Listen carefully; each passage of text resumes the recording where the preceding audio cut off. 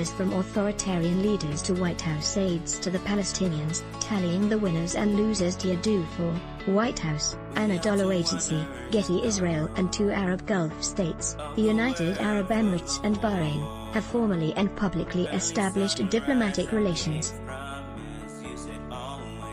The White House is calling the agreements the Abraham Accords, and President Donald Trump, in typically understated fashion, announced that there's going to be peace in the Middle East.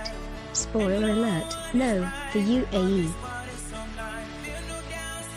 and Bahrain are the third and fourth Arab countries to open diplomatic relations with Israel. Egypt and Jordan were the first two. Here is a brief, tentative analysis of the winners and losers in this new arrangement. I say tentative because this is the Middle East, and no one actually knows for sure what any of this could mean.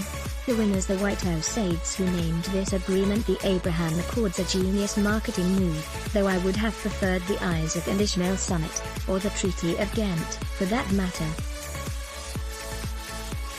The Abraham Accords is grandiose for any number of reasons, including the fact that what was signed yesterday does not even constitute a peace treaty.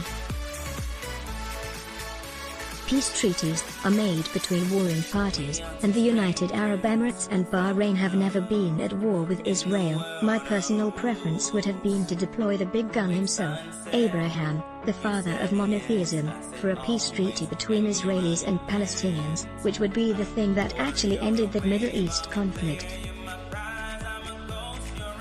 The authoritarian leaders, or authoritarian curious leaders, of four countries. The agreement is a victory for Mohammed bin Zayed, the Crown Prince of Abu Dhabi and the de facto ruler of the Emirates, Mohammed bin Salman, the Crown Prince of Saudi Arabia, Benjamin Netanyahu, the forever Prime Minister of Israel, and President Donald Trump.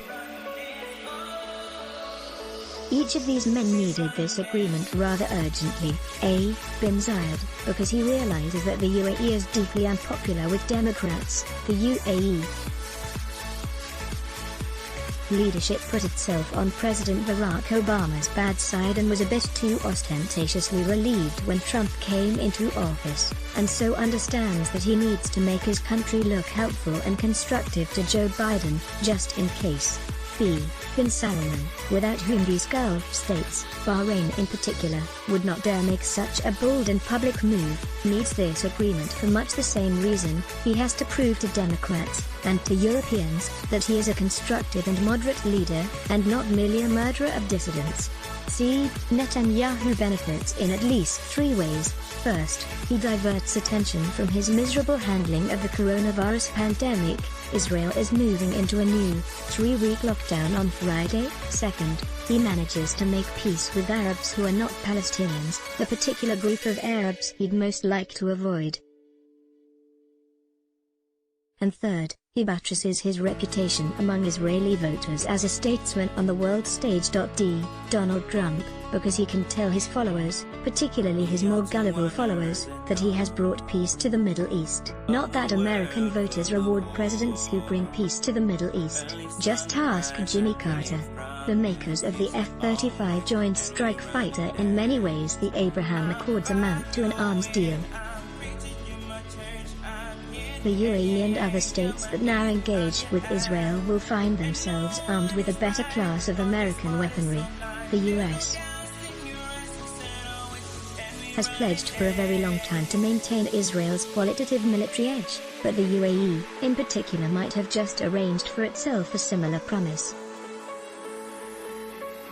The ambassadors. The deal is a triumph for the Emirati ambassador to the US, Yusuf Al-Otaiba, the Israeli ambassador to the US, Ron Dermer, and Jared Kushner, the Trump administration's ambassador to all sorts of Semites. It was Otaiba, more than any other single figure, who organized this coming out party.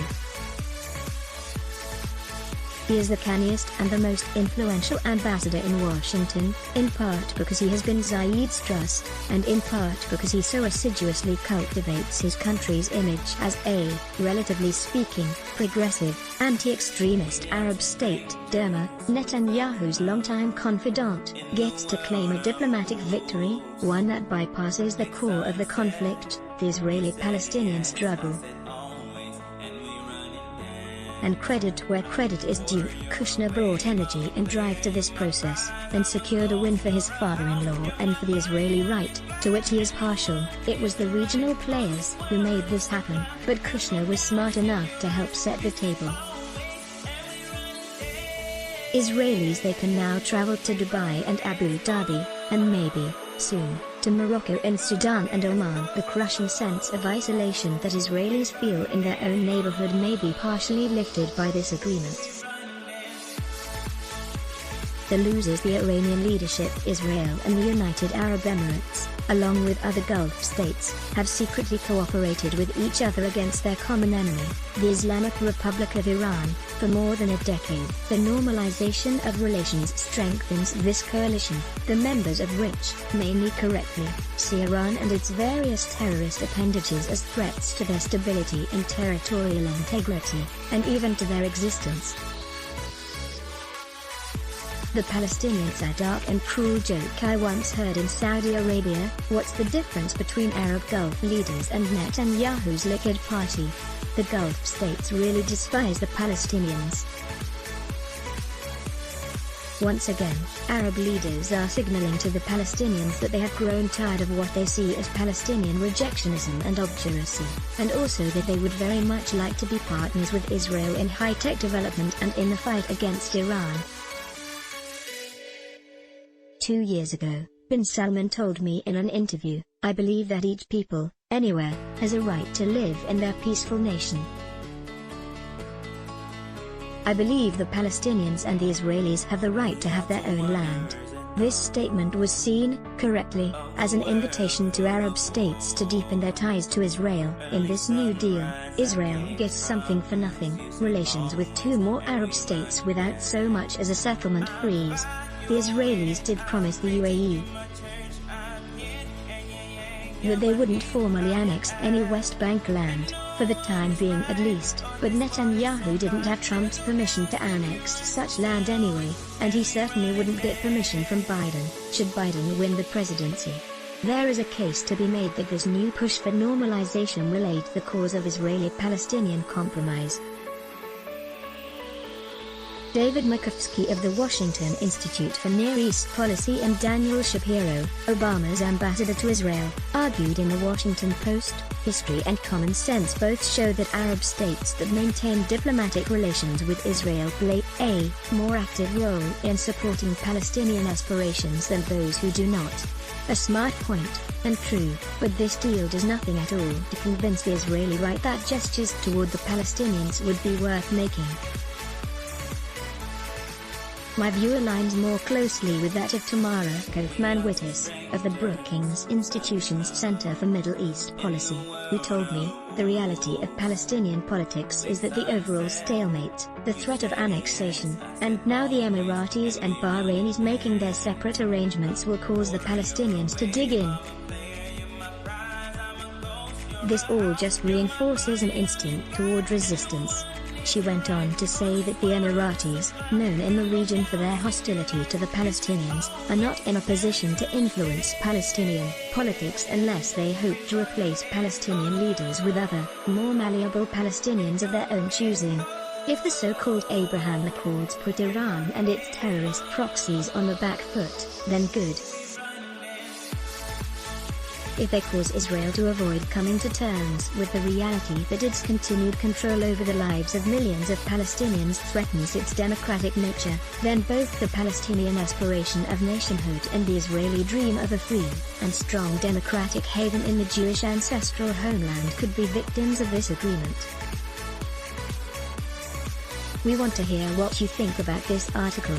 Submit a letter to the editor or write to letters@theatlantic.com. Jeffrey Goldberg is the editor-in-chief of The Atlantic and a recipient of the National Magazine Award for Reporting. He is the author of Prisoners, A Story of Friendship and Terror. Let's block ads. Why? Show your love for him. Click the link in description. Thanks for watching.